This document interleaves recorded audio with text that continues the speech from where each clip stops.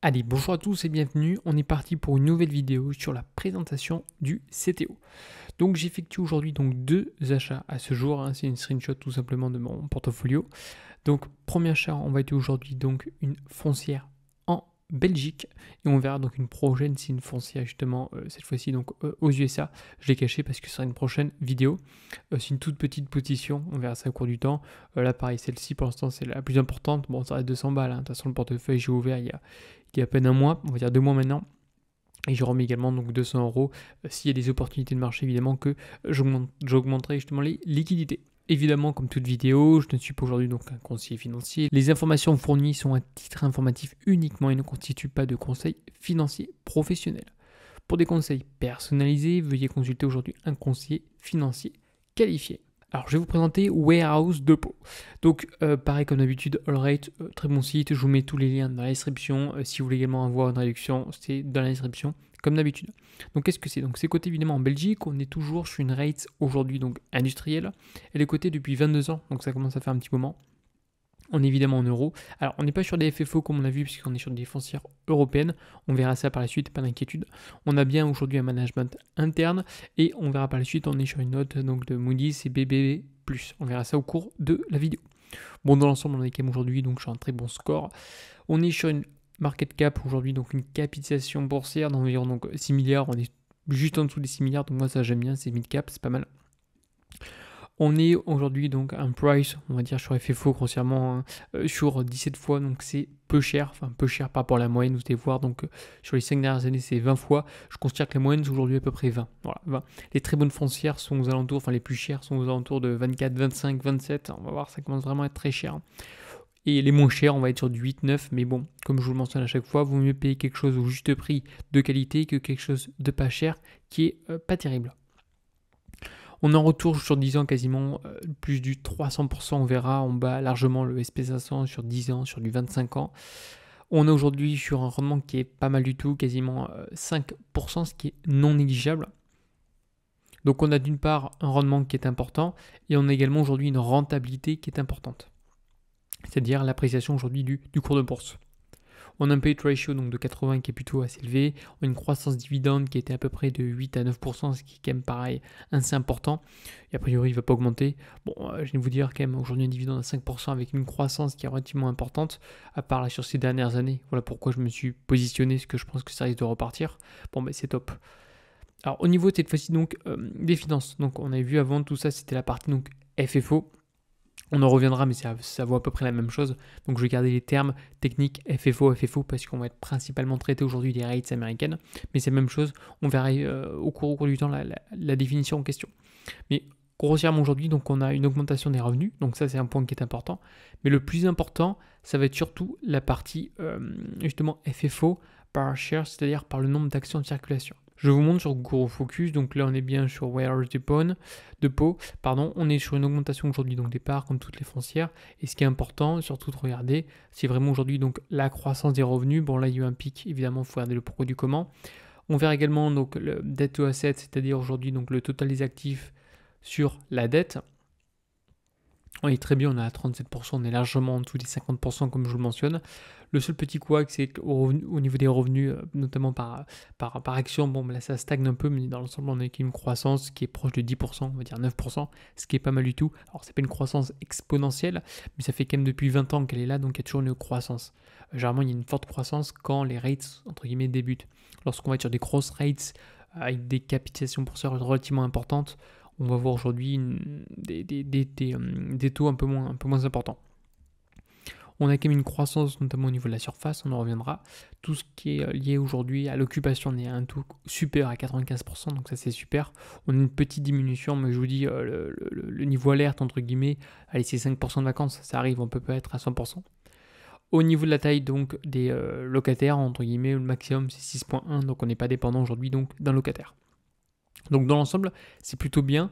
Au niveau des taux, on va voir, on a aujourd'hui donc des taux moyens sur l'ensemble aujourd'hui des prêts de cette foncière à 1,7, ce qui est relativement même très faible. Donc ça c'est un excellent point.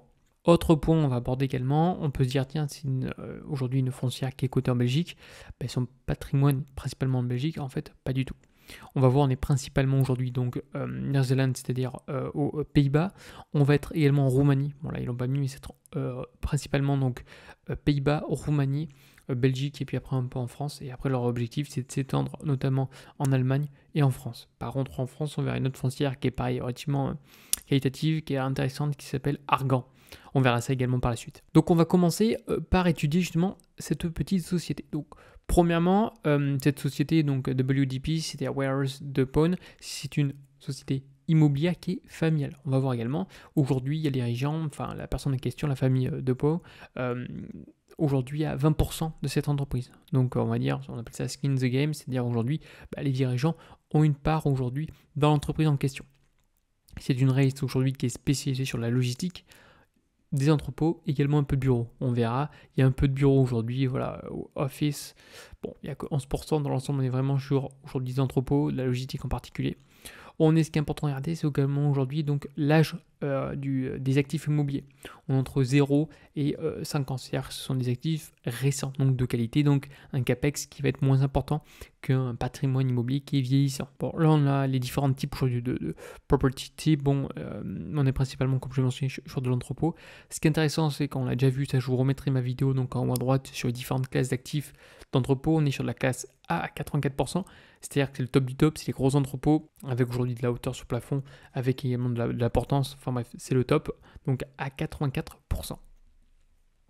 Au niveau du portefeuille, on va arriver quasiment à 7 millions de mètres carrés, c'est ce qu'on a vu sur le site avant, quasiment 300 sites, ce qui est quand même non négligeable aujourd'hui, et la localisation, donc Belgique, France, Pays-Bas, Luxembourg, Allemagne et Roumanie. Donc on est principalement sur de l'UE, c'est-à-dire sur de l'Europe, contrairement aujourd'hui à des foncières américaines. Autre point avant que je continue aujourd'hui, donc ça pareil, on est toujours sur WDP, sur Warehouse Depot. On a eu quand même des baisses assez importantes, je ne vais pas vous mentir, quasiment de 50% en 2008-2009, donc crise des subprimes, c'est normal. Aujourd'hui pareil, on a quand même une baisse de plus de 43%, donc ça va faire un petit moment. Donc on peut encore potentiellement baisser, mais je pense qu'on a fait la partie la plus importante. Donc après, potentiellement, on risque de repartir. Tout ça pour vous dire qu'aujourd'hui, les rates, ça peut baisser jusqu'à moins 50%. L'objectif étant, c'est de garder aujourd'hui un portefeuille sur du long terme. Pourquoi ? Parce qu'aujourd'hui, regardez la personne qui investit, bon, au tout début, c'était plus de 2000%. Je vous montre juste ici le prix. Voilà, c'est sans cesse croissant. Donc oui, il y a eu des baisses, comme ici, 2008-2009. Mais après, l'action s'est envolée. Et aujourd'hui, on avoisine à peu près les 24 euros. Comme je viens également de vous mentionner au préalable, aujourd'hui, donc au niveau des insiders, la personne en question, donc la famille donc Tony Depot, possède aujourd'hui donc 20%, même plus de 20%, ce qui est non négligeable. Et on a aujourd'hui donc les insiders, les personnes également qui travaillent dans cette foncière, sont également investis dans celle-ci. Donc ça, c'est plutôt bon signe. Autre point également, donc on a la plupart aujourd'hui donc des autres actionnaires, ils augmentent principalement aujourd'hui leur ligne, donc ils ne vendent pas, donc ça c'est plutôt un très très bon signe également, pour à part aller une seule petite personne, mais dans l'ensemble, la plupart aujourd'hui, donc ce sont des AXA Investments, ce sont des institutionnels, ils augmentent aujourd'hui la part en question, donc ça c'est plutôt bon signe. On a également un dividende aujourd'hui qui ne cesse d'augmenter. Bon là il y a une petite erreur, je ne sais pas pourquoi, mais dans l'ensemble il ne cesse aujourd'hui d'augmenter, et on arrive quasiment à 5% aujourd'hui, donc ce qui est quand même excellent. Allez, on continue avec la stratégie et le développement. Donc premier point, c'est un plan de croissance, donc j'appelle ça le Blend 2027. Donc ce plan vise à renforcer notamment la présence donc, de WDP sur le marché actuel. Leur objectif, c'est de devenir leader, en tout cas sur le marché européen en termes de logistique, c'est de devenir leader. Ils vont explorer de nouvelles opportunités de croissance, notamment en France et en Allemagne. On va voir pourquoi par la suite. Donc différents projets, plusieurs projets en cours, en Belgique, en France, aux Pays-Bas, en Roumanie. On a également un pipeline, on verra par la suite, donc 391 millions d'euros et un rendement quasiment de 7%. Donc ça, ce sont les différents projets qui sont en cours, vous allez voir par la suite. Donc c'est bien agencé, on a du 2024, on a du 2025, on a également du 2026. Donc Belgique, on a un peu de France, on a Pays-Bas et Roumanie. Donc ce qui est non négligeable, on est la plupart, donc ils sont préloués à 77%, donc ça c'est quand même excellent. Pareil, on est sur des beaux commerciaux, sur quasiment donc 10 ans, ce qui est quand même très bien. Et évidemment, ils sont certifiés planète, machin truc, ça c'est quasiment obligatoire aujourd'hui, notamment avec le décret tertiaire. Allez, engagement en matière de durabilité. Ah merde, ça coupe, excusez-moi, ça coupe avec le screenshot, bon, c'est rien de grave non plus. Donc évidemment, ils ont une capacité solaire qui est importante. On verra aujourd'hui, la plupart des entrepôts, on met des panneaux solaires, des pompes à chaleur, on va voir ça par la suite. Ils ont également aujourd'hui donc des infrastructures de recherche pour les véhicules électriques. On va voir, c'est assez intéressant.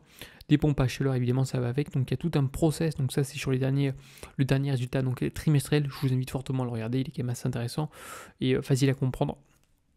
Et ce qui est intéressant également, bon ça va arriver, c'est pour 2028, on a aujourd'hui quand même des TRI, donc le taux de rentabilité interne, entre 10 à 15%, ce qui est quand même non négligeable, donc ils gagnent également de l'argent sur ce point-là.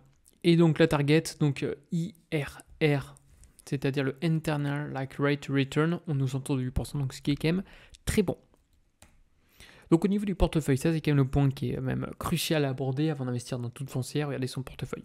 Donc on est principalement aujourd'hui donc aux Pays-Bas, donc Néerlande. Aujourd'hui, donc c'est la partie la plus importante. On va voir par la suite donc la Belgique, la Roumanie, et puis seulement après donc une petite position en Allemagne, Luxembourg et France. Évidemment, ils veulent aujourd'hui donc développer leur parc immobilier en France et en Allemagne par la suite. Ce qui est important de regarder donc c'est le taux de vacances, également aujourd'hui donc les rentabilités, ainsi de suite. Bon, le top du top aujourd'hui, ça sera évidemment c'est leurs investissements qui sont basés aux Pays-Bas, ça tombe bien parce que c'est leur partie la plus importante. Par contre, on va voir par la suite, il y a eu un petit couac qui a eu au cours du temps, notamment en termes de fiscalité. Et donc qui va impacter aujourd'hui leur patrimoine, leurs actifs qui sont basés aux Pays-Bas. Dans l'ensemble, donc on est sur un taux de vacances qui est relativement faible, on est quand même sur des rendements qui sont pas si mal que ça. Franchement, ça reste aujourd'hui un portfolio, donc ils ont quand même un portefeuille d'actifs immobiliers quand même de qualité et diversifié. Donc ça c'est quand même appréciable, contrairement aujourd'hui à la dernière rates que j'avais évaluée avec vous, enfin que j'avais étudié, c'était justement Rexford, on était principalement aujourd'hui en Californie du Sud. Là on est quand même sur plusieurs pays. Alors, au niveau de la gouvernance, donc il y a eu premièrement un changement aujourd'hui de leadership. On avait évidemment donc Tony DePauw, on a vu qu'il actionnait à hauteur de 20%, a démissionné de son poste de CEO à partir du 1er juillet 2024, mais il reste aujourd'hui donc conseiller spécial pour notamment le développement des opérations en France et en Allemagne. Voilà pourquoi ils vont se concentrer en France et en Allemagne. Le nouveau membre aujourd'hui qui va justement remplacer ce cher monsieur DePauw, ça va être Patrick O, qui est nommé en tant que directeur indépendant. Bon, je vous laisse regarder éventuellement aujourd'hui donc la biographie. Bon, rien d'autre particulier. Il est quand même, enfin, ils n'ont pas mis non plus n'importe qui, hein, qu'on soit très clair. Enfin, je pense pas que c'est impacté aujourd'hui donc la société en question, la race en question. Alors, on a quelqu'un qui est performant, qui a un sacré, qui on va dire un degré d'expertise dans le milieu qui est non négligeable. Donc voilà, il faut faire confiance au management. De toute façon, c'est le principe d'investir en bourse. Aujourd'hui, le management a une part qui est non négligeable. En tout cas, ce choix, voilà, pour moi, c'est plutôt un choix qui est judicieux. Au niveau des performances boursières. Bon, je suis désolé, à chaque fois ça a coupé, je suis désolé. Donc on est sur une KPI quasiment 6 milliards si on l'a vu au préalable. On est sur un rendement annualisé, donc sur 10 ans de 17% et de 15% sur 25 ans. Donc les personnes qui me disent ouais l'immobilier c'est pas bien, j'investis pas, enfin voilà, ces personnes qui malheureusement ne connaissent pas assez, on va dire les rates de qualité, on a quand même des rates, voilà, qu'on fait 17% sur 10 ans et du 15% sur du 25 ans, on bat largement aujourd'hui le SP500. Voilà, le SP500 sur 10 ans c'est 13, sur 20 ans c'est 8. Voilà. Et aujourd'hui cette race en question, donc comme j'ai mentionné c'est 17 et du 25, ce qui est quand même remarquable, c'est un excellent score. On verra par la suite de toute façon sur la partie donc graphique et chart où on va analyser aujourd'hui donc cette foncière. Donc on bat évidemment donc les autres titres d'industrie aujourd'hui, ce titre de foncière européenne. L'Eurostoxx 600, c'est les 600 plus grosses capitalisations boursières d'Europe, pareil, on est mieux. Enfin, voilà. Ce qui m'intéresse sur cette rate également, c'est qu'elle a quand même de belles performances. Encore une fois, les performances passées ne sont pas les performances futures. Comme vous pouvez constater aujourd'hui, également la croissance du cours de bourse qui est quand même remarquable. Évidemment qu'il y a des périodes où il faut que ça corrige. Il y a eu également cette période-là. On va voir normalement, a priori, ça serait de repartir vers le haut. Comme je vous le mentionnais, on a aujourd'hui donc la famille est investie à hauteur de 21%, il y a quand même aujourd'hui donc 79% de flottant. Alors on va voir quelques petites notions importantes, hein, parce que ça on va le revoir également, notamment dans la résultat trimestrielle, je fais une petite aparté comme ça vous l'avez.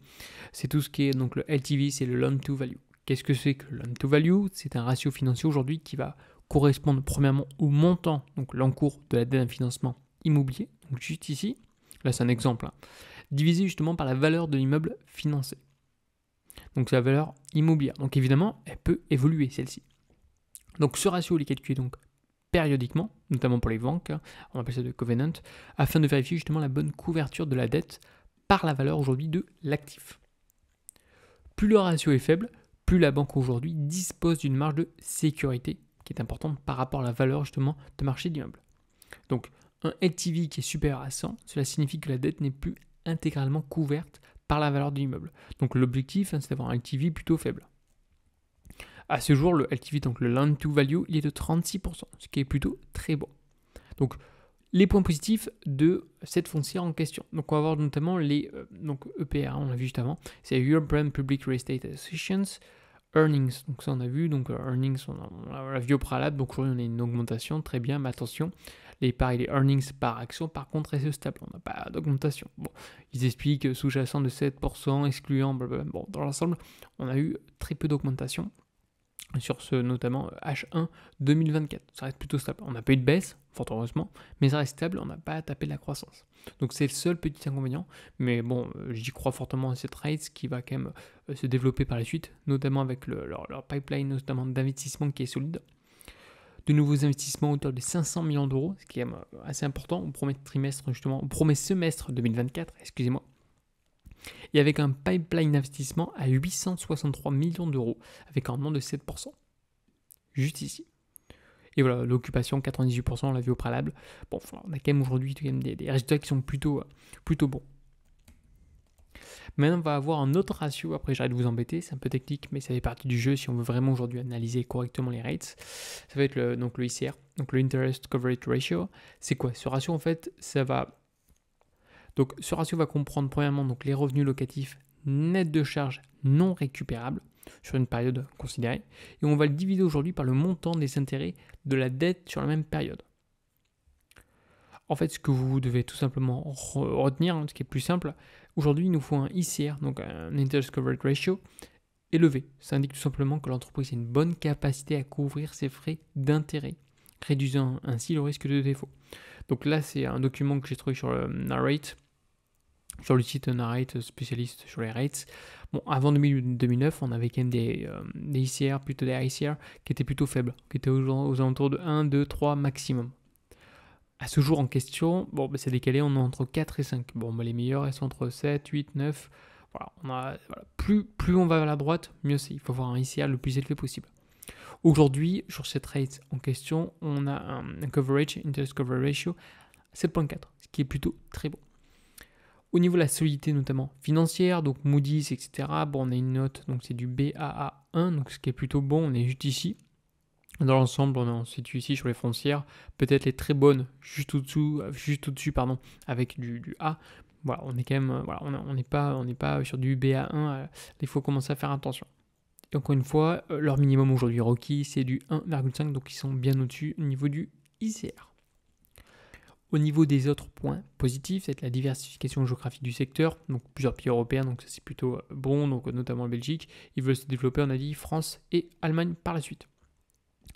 Portefeuille diversifié, donc entrepôt, bureau, autour de 10%, ainsi que différents projets énergétiques. Également un plan de croissance avec un pipeline qui est relativement développé, et également des rendements ainsi que des taux de rentabilité interne assez importants. Également, autre point positif, c'est qu'aujourd'hui, donc, les taux d'intérêt moyens de la dette de cette rate en question, de WDP, c'est de 1,7. 1,7, c'est que dalle. Honnêtement, un taux d'intérêt 1,7, c'est rien du tout. En tout cas, c'est pour ce premier semestre de 2024. Et en baisse par rapport à 1,9, donc au premier semestre 2023. Donc ce taux bas est maintenu malgré l'augmentation aujourd'hui des taux d'intérêt Euribor, comme on a vu au préalable. Aujourd'hui, pour des ménages, on est aux alentours, juste en dessous des 4%, entre 3,5 et 4, je viens de vous dire. Là, on a 1,7, donc ce qui est quand même remarquable. De plus, également, ce coût de la dette devrait rester en dessous des 2% pour 2024. Donc ça, c'est juste super. Voilà. Juste l'information, vous l'avez juste ici. Voilà. Autre petit point négatif, comme je l'ai mentionné, c'est surtout l'impact notamment fiscal. En effet, aujourd'hui, donc le régime donc, des FPI, alors c'est pas un B, c'est un P, FPI, donc Foreign Portfolio Investments, notamment aujourd'hui aux Pays-Bas, on a vu que c'était leur patrimoine le plus important qui était aujourd'hui aux Netherlands, aux Pays-Bas. Il y aura une charge fiscale qui va augmenter aujourd'hui, supplémentaire, qui est estimée environ à 11 millions d'euros, ça commence à faire, soit 0,05 centimes d'euros par action. Donc à partir du 1er janvier 2025, donc ce régime notamment des FPI, justement lié à cette rate en question, donc ne sera plus applicable aux investissements immobiliers en raison d'une modification donc législative par le gouvernement donc néerlandais. Donc évidemment, c'est bien d'investir dans différents pays, mais attention, la fiscalité peut changer. Je pense que les Français savent de quoi je parle. Bon, WDP donc avait quand même pris en compte ce risque en question pour les années donc 2020-2023. Donc le CEO ainsi que les autres collaborateurs avaient quand même anticipé, donc ça c'est quand même plutôt une bonne nouvelle, comme quoi quand même aujourd'hui cette boîte est quand même bien gérée. Pareil, je vous laisse lire également les données en question. Alors au niveau des points négatifs également, qu'est-ce qu'on va voir aujourd'hui? Donc une dette, évidemment si on n'a pas de dette on ne peut pas investir l'immobilier, mais qui est quand même bien gérée aujourd'hui avec une maturité aujourd'hui quasiment de 6%. Donc oui, il y a danger, généralement tout le monde pense immobilier de dette, attention branding. Bon, on a vu qu'aujourd'hui on avait une dette qui était relativement faible, enfin des taux à 1,7%, et là on a une dette qui est quand même assez maîtrisée. Attention peut-être à l'échéance 2030, ça commence à être important. On va continuer aujourd'hui avec l'analyse graphique, donc je suis sur le site donc investing.com, mon site gratuit. Alors ça c'est la courbe aujourd'hui, donc graphique donc de WDP, donc je vais me mettre mensuel. Donc on va commencer par une introduction donc dans les années 99, très forte augmentation. Évidemment en 2008-2009, boum, ça plonge. Donc ça plonge bien, on a quasiment perdu, on a vu moins 50%. On est venu, une fois qu'on casse cet oblique en question, redémarrage. Très très forte croissance. Alors là je vous ai dessiné également une autre oblique qui est assez intéressante, parce qu'on a tapé une fois ici, on a tapé une fois là, on a tapé une autre fois là, une autre fois juste ici, une fois juste ici, une autre fois juste ici, et aujourd'hui, on est encore là. Donc, et il ne faut pas oublier également qu'aujourd'hui, on a quand même une baisse de quasiment 40%. Voilà, quasiment 43%. Donc on a une baisse de 43%, on arrive quand même aujourd'hui sur une oblique où on a tapé quasiment plus de 5 fois et à chaque fois on a rebondi dessus. Ce qu'il va falloir surtout attendre, voilà pourquoi j'ai pas mis full entre guillemets sur cette foncière en question, c'est casser cette oblique en question. Une fois qu'on aura vraiment cassé cette oblique, on aura rebondi, on aura cassé cette oblique et également sorti de ce range en question, parce que là aussi on tape une fois là, enfin on est quand même aujourd'hui dans un range. Donc l'objectif étant, c'est que l'action rebondit et puis après casse vers le haut et puis après vamos quoi. Donc également cette oblique là, comme je vous en ai, on a tapé une fois, on a tapé 2 fois, on a tapé 3 fois, on a tapé 4 fois. Donc il faut absolument qu'on la casse. Donc là on était en weekly et pareil c'est là. Donc on arrive à un stade où on va croiser les deux. Et il y a de fortes chances, je dis pas ça se passe comme ça, mais d'après les fondamentaux qui sont quand même très bons, que justement WDP, donc cette race en question, casse et on reparte vers le haut. Voilà pourquoi j'ai commencé à ouvrir une petite position ici. Dès qu'on arrivera à casser cette oblique et à sortir des moyennes mobiles, donc comme on l'a vu, 100 et 150 périodes, évidemment que je remettrai également une petite couche sur celle-ci. Si on le compare par rapport au SP500, également ça c'est un point important, indice SP500. Voilà, donc vous pouvez voir quand même que l'action en question, donc ce trade a super performé aujourd'hui. Donc le SP500 depuis un bon petit moment, voilà, le SP500 est juste là. Je vais vous le mettre un peu plus gros. Voilà. Par contre, depuis un petit moment, là, depuis quasiment 2020-2023, vous avez vu le gap, comme il est énorme. Il y a une énorme différence. Et donc là, depuis, on va dire, 2022, on a une différence qui est relativement importante. Alors, est-ce qu'aujourd'hui, le SP100 est survalorisé ou est-ce que c'est cette foncière? Oui, non, ça je suis incapable de vous le dire, je vous dis, j'ai pas de boule de cristal. En tout cas, cette action en question aujourd'hui me semble relativement intéressante d'un point de vue qualitatif, également d'un point de vue fondamental. Comme mentionné au début de la vidéo, je vais faire une position, je n'hésiterai pas à renforcer cette action en question. Lorsqu'on aura cassé, je vous ai mentionné donc les différentes points mobiles et cette oblique là. Donc évidemment ça à surveiller, on fera également un petit suivi du portefeuille, soit weekly, soit monthly, on verra ça par la suite. Donc si vous avez des questions sur cette foncière, surtout, n'hésitez pas. Et je vous dis à une prochaine. Allez, bye bye.